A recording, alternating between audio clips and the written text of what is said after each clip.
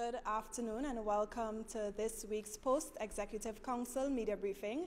I'm Davia Chambers and I'll take you through this afternoon's press conference. Addressing the media this week is the Deputy Chief Secretary and the Secretary of the Division of Health, Wellness and Social Protection, Assemblyman Dr. Faith B.Yisrael. So at this time, I'll hand over to Assemblyman Dr. Faith B.Yisrael to make her presentation. Thank you, Davia. Good afternoon, members of the media. Good afternoon, those who are viewing online. It is an honor being here this afternoon to make this very brief presentation. I hope to speak about two quick topics, and then we would open it up for questions if there are any questions. The first thing that I would like to chat about is the fact that I just came back from a very interesting workshop in Jamaica. It's a workshop that was actually coordinated by the National Oceanic and Atmospheric Administration, which is part of the government of the United States, where we had a really meaningful 3 days working together, figuring out how to translate the heat that we are experiencing in the Caribbean right now and translate it in a way that makes sense for the individuals who are treating with that heat. What do I mean? Traditionally, in the Caribbean, we are used to relatively warm temperatures, which means that when we have what are known as heat warnings, quite a bit of our population really does not understand what that means, and they don't understand what we need them to do. Probably more important than that, because we have a culture of really ignoring what the weatherman says, they also do not recognize that we should really be taking these warnings seriously and we should be acting on them. So we had a sit down in Jamaica where we had meteorologists coming to us explaining what they are seeing in terms of the ridiculously heavy, high temperatures that we are experiencing.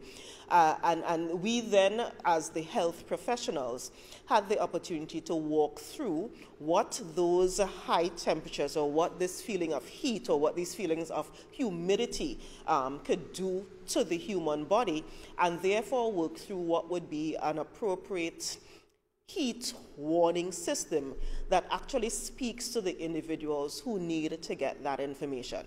Now, who are the individuals who need to get that information?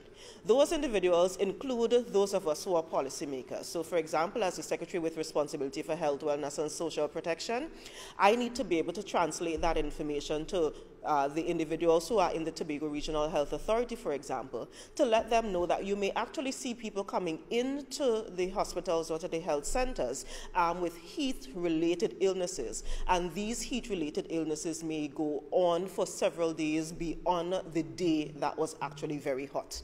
Or, for example, the Secretary with responsibility for education may need to decide that we are doing something with our schools, possibly even closing schools on a particular day because the temperature is so high on that specific day that it would be unsafe for the students and the teachers to be in a facility that is not air-conditioned, for example. So it's speaking to policymakers on that level.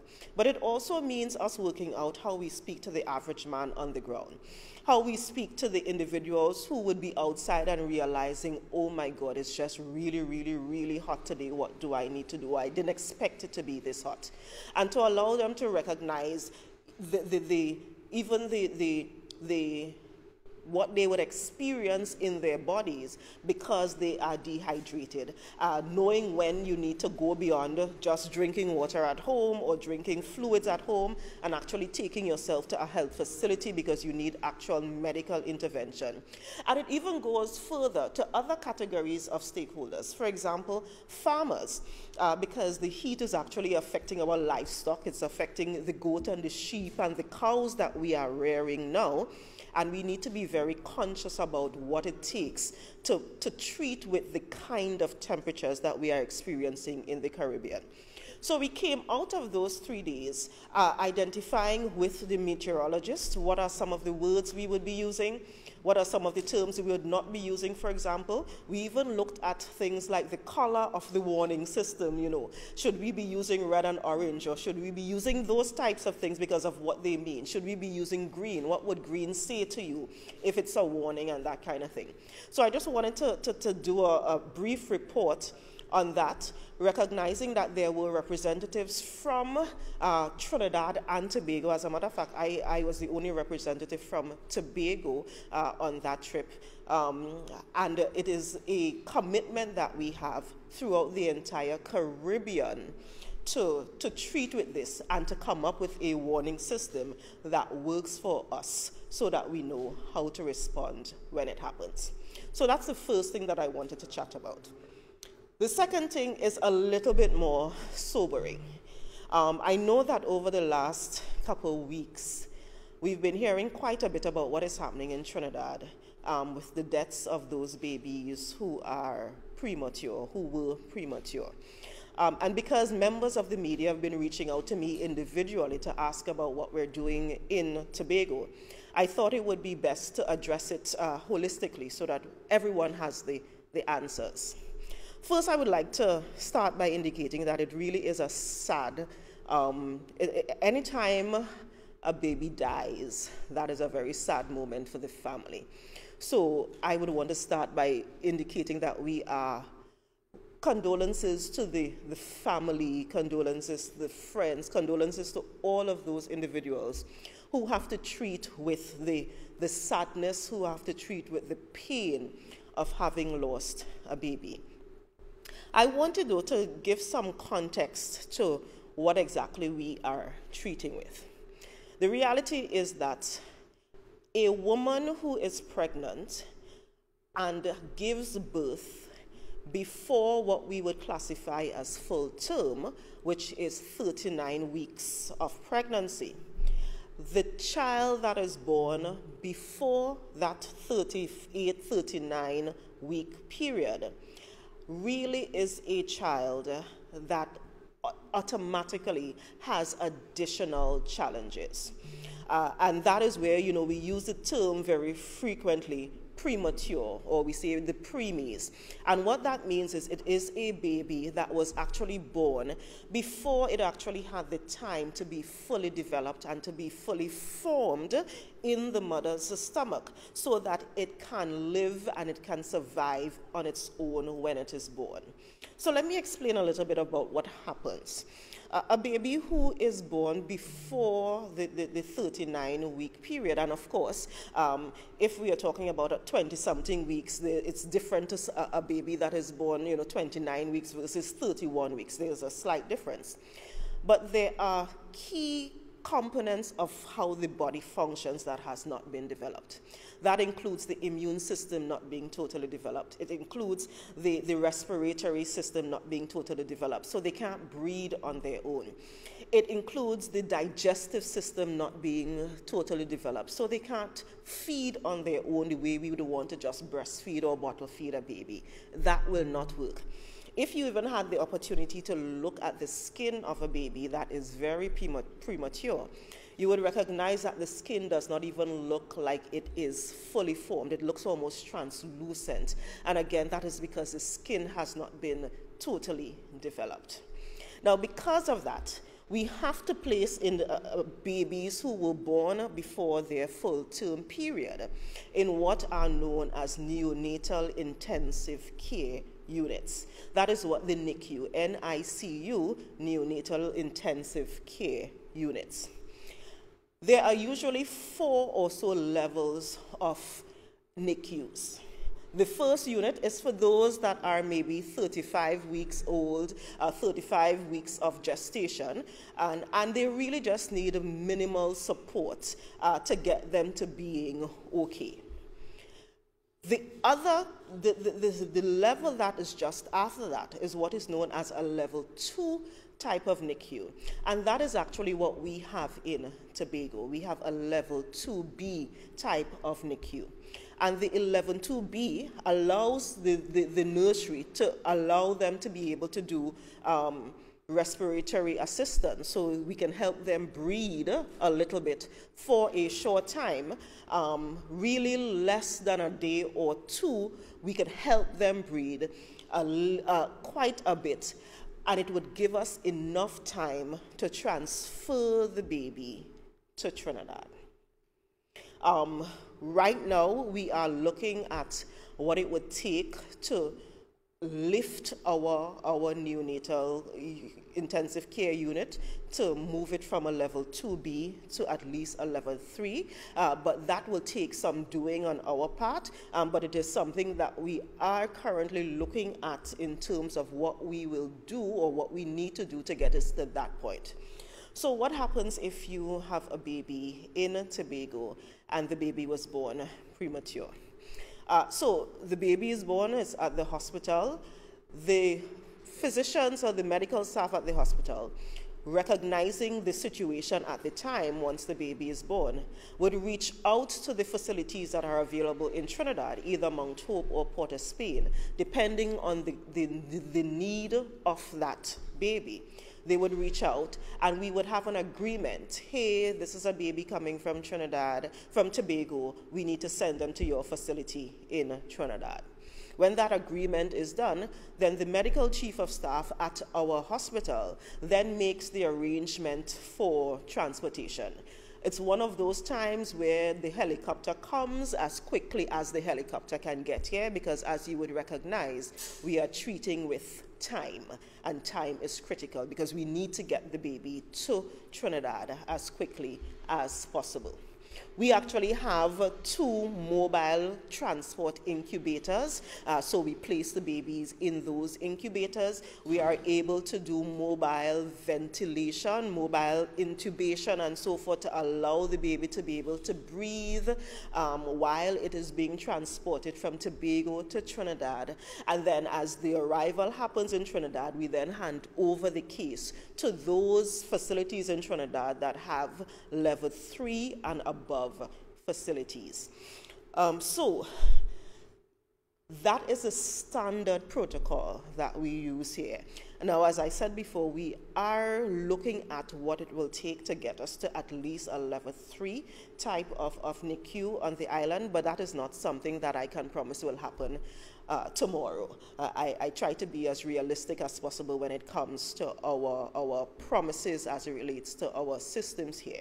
But until then, we will have to continue using the mechanisms that are in place, using the protocols that are in place to continue providing the level of care that we can, the best level of care that we can in Tobago, and use the protocols to ensure that we do it as safely as possible when we move from Tobago to Trinidad.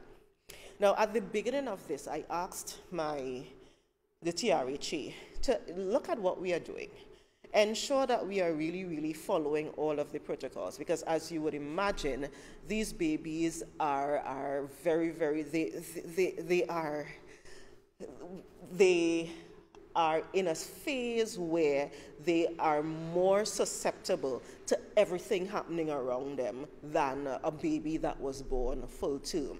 So we asked them to look very carefully at our infection control policies and so forth to make sure that those are up to speed.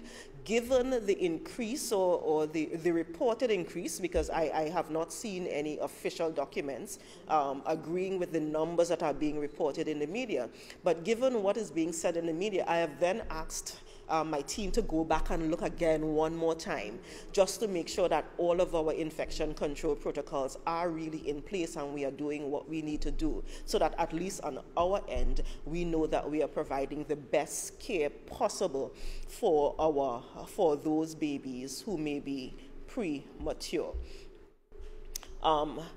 So I really just wanted to take a little bit of time, given that individuals were asking me individually, members of the media were asking me individually, to do a comprehensive response to what we do on the island and how it may differ from what is happening in Trinidad because of the level of care that we are able to provide on the island. And with that, I guess we could open it up for questions. Thank you very much, Dr. Faith B.Yisrael, for your report and for providing us with that valuable insight. Members of the media, you're now allowed to ask questions. Of course, once you have a question to pose, you just indicate by raising your virtual hand.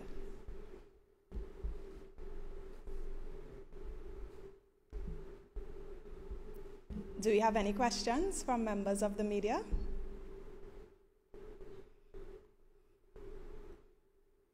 Okay, if we do not.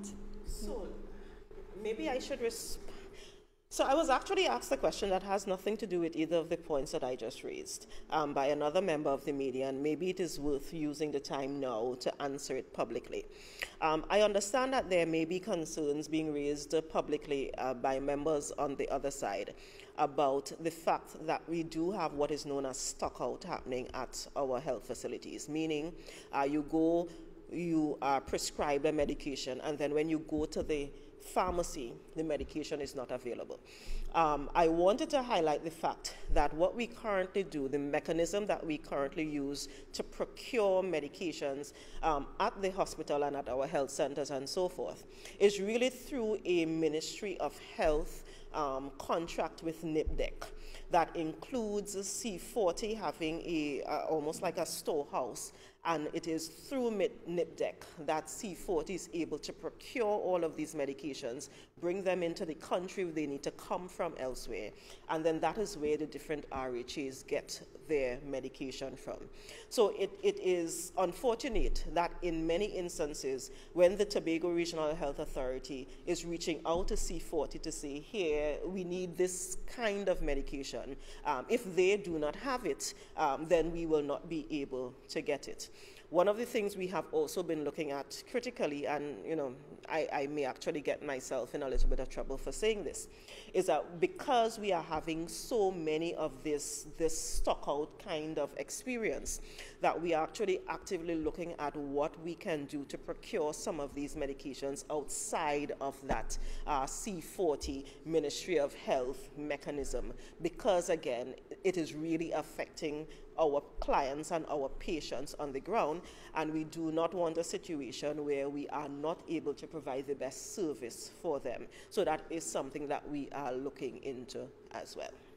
Yeah? Thank you for sharing that information, Dr. Faith B.Yisrael. I am seeing that we have a virtual hand raised. Whitfield Turner, I-95.5 FM. Good afternoon, Whitfield.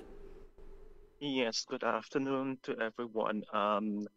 Dr. Faith, you may need to briefly recap what you said earlier regarding the NICU situation here, because with the internet issues, a lot of it was lost, so we were unable to hear, and that's probably why we had no questions coming in earlier.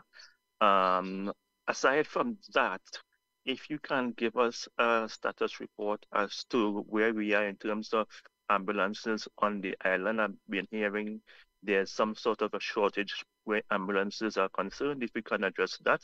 And also maybe in your capacity as DCS, the situation regarding internet coverage in Tobago given last night's blackout. If I can get a comment from you on that situation as well, thanks.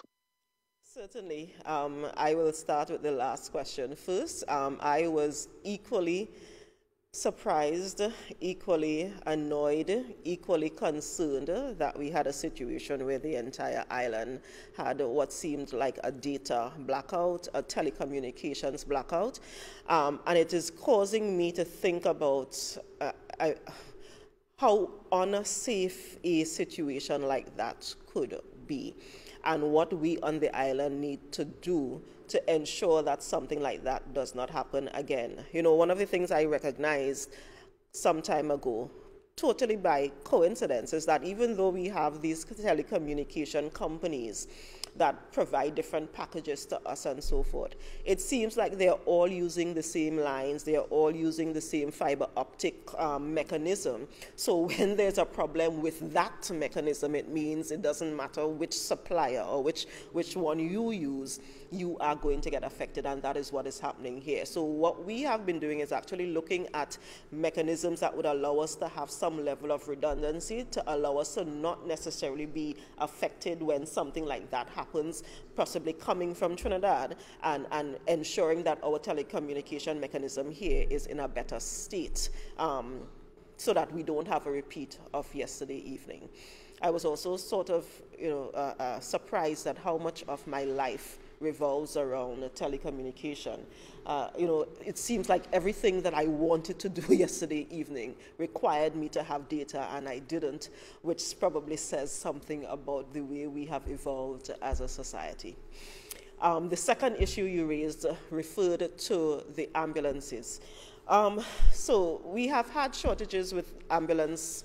The ambulance service has been a problem, honestly, from day one when I came into this position as Secretary for Health, Wellness and Social Protection. What does that mean? When I came in, we had a fleet of ambulances that were already past their expiration point. They were already old. They were already breaking down. They were already literally putting our patients at risk by even being in those ambulances, to be honest. What we have done thus far is gone out and procured a couple ambulances which are on their way to Trinidad and Tobago. As soon as they land and we are ready to put them into commission on the island, everybody, the whole of Trinidad and Tobago will know, because we will make a big thing about it. But at this point, they are not here yet, which is why we had to go through the process of leasing ambulances from one of the private companies that are available in Trinidad and Tobago to help to supplement our fleet at this point. It's also important to note that part of the issue with procuring ambulances is the fact that the companies that make them and sell them have been getting very large orders from other places. So they would get an order for a 50 ambulance and a 100 ambulance, and there is Tobago sending a procurement request to them for 2 or 3 or 4 ambulances. And you would recognize that would definitely not be at the top of their priority list. So that has actually caused quite a bit of delay as relates to the identifying and being able to purchase ambulances. But we have purchased a couple. They are on their way, and we are just waiting for the shipment process to come to an end before they get into commission. We have also, quite frankly, placed another order for other ambulances so that when those get here, hopefully it will not be too long before the second set comes in as well.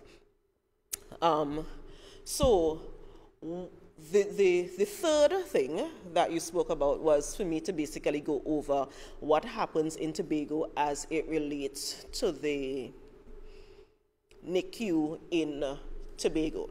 So as I said before, that a full-term infant or a full-term baby, meaning a baby that has spent up to 39 weeks in its mother's belly, is what we would classify as a full-term baby.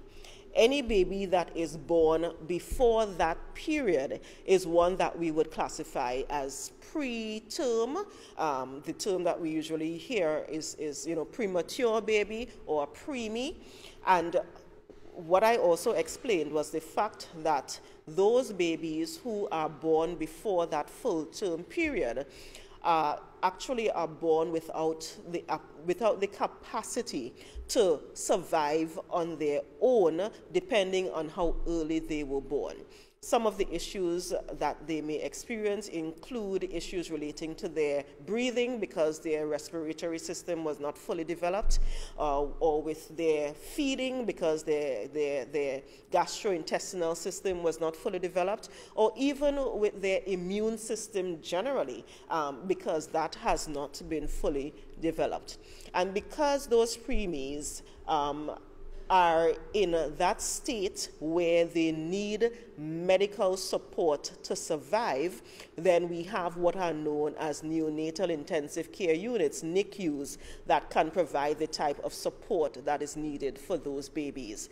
There are about 4 or so levels of NICU.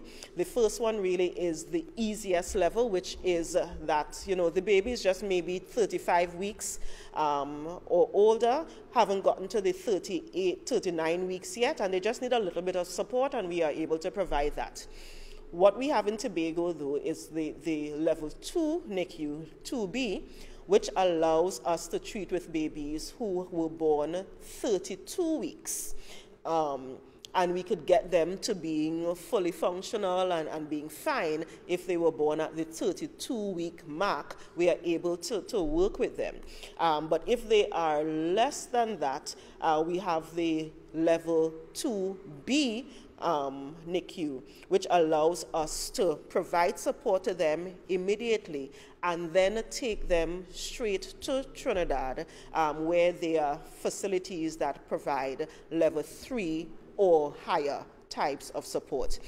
These facilities in Trinidad, as I've been told, include the Port of Spain General Hospital, and Mount Hope as well is able to provide the kind of support that those babies need.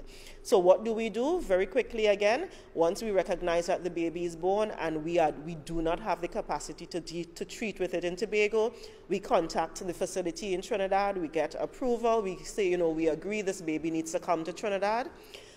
When that agreement has been made, the medical chief of staff at the hospital then arranges for the helicopter to come. We are able to transport the baby in incubators that we place on the helicopters. We have the capacity to do ventilation, mobile ventilation, while they are in transit between Tobago and Trinidad. And then when they get to the hospital in Trinidad, they are able to move quickly into the NICU in Trinidad and get the level of treatment that they need to get at that point. And I also indicated that at the beginning of this, at the beginning of these reports, one of the things that I did was reach out to the TRHA to ensure that they were doing all of the infection control protocols, that they were doing everything that we needed to do, that our protocols were actually in place and actually being used, and we were following the rules that we had outlined for ourselves and so forth, and we got the assurance that that is happening. And let me add that I have also subsequently said, let us just make sure one more time that we are really doing everything that we can so that we can beef up the system if anything needs to be beefed up, so that we can do that. Okay. Yeah. Thank you, Dr. B.Yisrael. And before we move on to more questions, let me just take this time to apologize for the connectivity issues we just experienced, which caused our live video to end, but we're back up and running now. So we have another question, this time from Nadaline Singh from Tobago Channel 5. Nadaline is asking, was there a Tobago baby among the 7 babies which died at the Port of Spain General Hospital?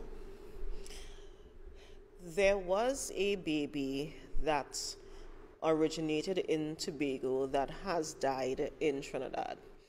I prefer at this point, because I do not have the exact data, to indicate whether it was part of the 7 that were originally reported about, because I don't have that specific information. I think it's important to note, though, and I'm kind of glad you raised that, is even though what we are seeing now seems to be large volumes of babies dying, because of the situation with these babies, as I explained before, being not fully developed and so forth, we actually do normally have instances where preemies just don't make it, simply because they were really born way too early, 20-something weeks, and as much as we try to provide the support to them, they simply don't make it. So I am hoping that what comes out of the investigation that PAHO, I understand that I listened to the minister who indicated that PAHO is doing an investigation on what is happening in those specific places. I am hoping part of that investigation would include us getting from the reports a clear sense of how many babies were actually in the system, in the NICU at that time, so that we can really compare and we can really determine whether the volume that we are talking about is actually an unusually high volume of deaths, or if it is the normal percentage of babies that die because they were preemies, but somehow the public is just now more aware of these deaths.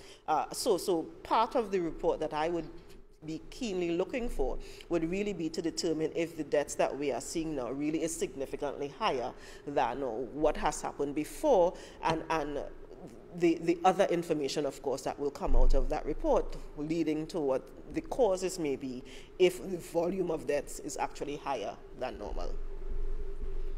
Clayton Clark. Good afternoon, Clayton. Hi, good afternoon. My question is to Dr. Faith Israel in your capacity as Deputy Chief Secretary. Mr. David Walker, former Executive Chairman of the Studley Park Enterprise Limited SPEL, is no longer the head of that state entity. We understand that he has taken the THA to court, challenging his dismissal. According to information received, he's yet to receive any documentation of his dismissal, or that the Executive Council, which appointed the approval appointment, has ruled on him being removed as the chairman, executive chairman.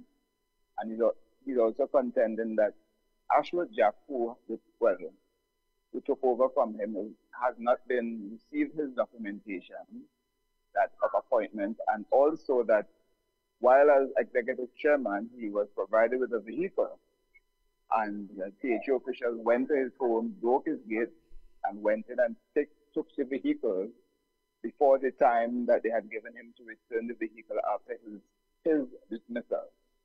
So I'm seeking a comment on that whole situation. Thank you. Certainly, and to be honest, my response would be that I would prefer not to comment on that situation at that point, at this point, simply because I personally do not have the kind of information to agree with or refute the points that you have just spoken about. If you are indicating that this is also a legal matter, then that is also a reason to not communicate further on that matter. So I will allow the judicial system to work through, and I am sure that at the end of this, a statement would be made about what has actually happened. But as I said before, I personally do not have enough information to make a statement that would be worth making about that situation at this point. Elizabeth Williams, TV6 News. Good afternoon, Elizabeth. Good afternoon, Dr. Faith, and good afternoon, Davia. What happened, Dr. Faith, is that the internet, as Whitfield said, came off, so we weren't able to hear. But what I wanted to find out from you is, I know you would have stated before that the Tobago Hospital is not equipped to treat with premature babies. What I wanted to know from you is, how soon or what needs to be instituted at the Scarborough General Hospital to ensure that these babies can be properly cared for in Tobago and do not have to be transferred to Port-of-Spain? Certainly. So let me correct the statement that you made. What I indicated is that babies that are born before the full term would require some level of NICU care. What I also stated is that there are different levels of NICU care, 1 to 4, 1 being those babies that are born 35 weeks and above, level 2 being those babies that are born 32 weeks and above, level 3 being those babies that are born 28 weeks and so forth. What we do have in Tobago is the capacity to do level 2B kind of care, which means we are able to do the basic, help them breathe, help them survive, because their bodies were developed well enough to be able to take them to that. And what we do is take them to Trinidad if we recognize that we do not have the capacity to do it. Now, so going back to your question, we have to think about this baby whose breathing system is not well developed, so therefore needs to be on a special kind of incubation, special kind of ventilation. This baby whose stomach has not been developed, or the entire gastrointestinal system has not been developed well, so we need to figure out how to feed them so that they can actually use the nutrients that we are giving them. This baby whose immune system is not well developed, so they need to be in a really rigidly controlled space where no infections and so forth can get to them. By no means am I indicating that I know the specific technology that we need to implement in Tobago to get us from a level 2 to level 3, but that is actually something that we have been looking at with the technical folks to get a sense of what we would need to go from level 2 to level 3. And I cannot give a timeline. As a matter of fact, anyone who listens to me or who has listened to me for the last 2 and a little bit years, you would hear that I do not give timelines because honestly, a lot of things just don't happen the way they are scheduled to happen. For example, even if you look at the ambulances, they were supposed to be here a long time ago, but we do not control the shipping mechanisms and so forth, so those are challenges that happen. So I can't give a timeline, but know that it is something that we are actually looking at right now to see what we can do and to see if it is even feasible and it is financially doable at this time, compared to simply continuing what we do now and to take those babies to Trinidad. When you look at the volume of those preemies that we get, it may not be worth at this point, when we do the assessment, to spend the money to get us up to a level 3 or a level 4 when we do not have babies that fall within that category anyway. So again, it is that kind of assessment that we are doing to determine what is the next best step. And when we make that decision and when we do it, I tend to not make announcements before I am ready to say, hey, this was already done. So if it does happen, you would get a notice saying, hey, we have this level 3 NICU that we are now opening. Come and report on it, for example. So we have a final question. This question comes from Nadaline Singh from Tobago Channel 5, and she's asking, the internet issue. The Chief Secretary had spoken about an independent system so that the island won't be affected when there's a breakdown of internet. What is the status of this? Repeat the question.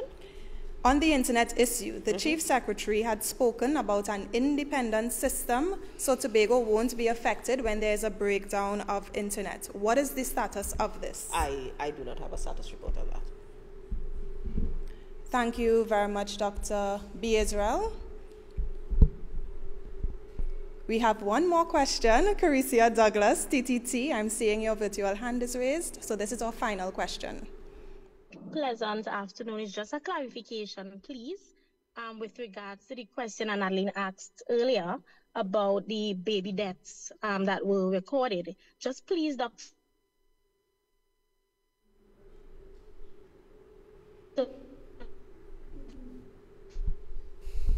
So, Carisia, we aren't hearing you clearly. That you have gathered was transferred.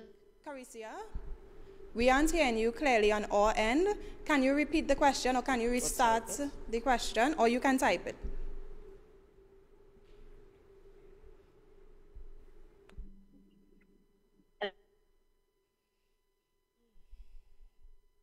Carisia, if you're hearing me, you can type the question and I'll pose the question to Dr. B.Yisrael, because we aren't hearing you clearly.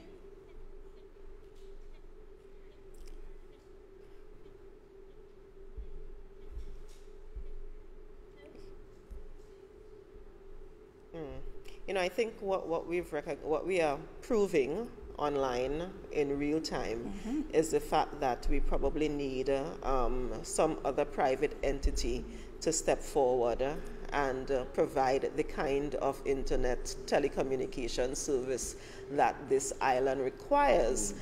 So maybe this is a plug for me, I am saying to others, come, Tobago is open for business.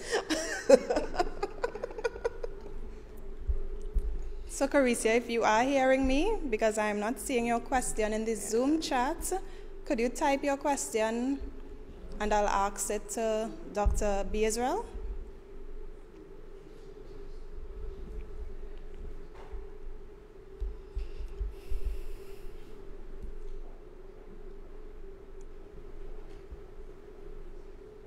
Yes, so we heard that part, Carisia, you are seeking clarification.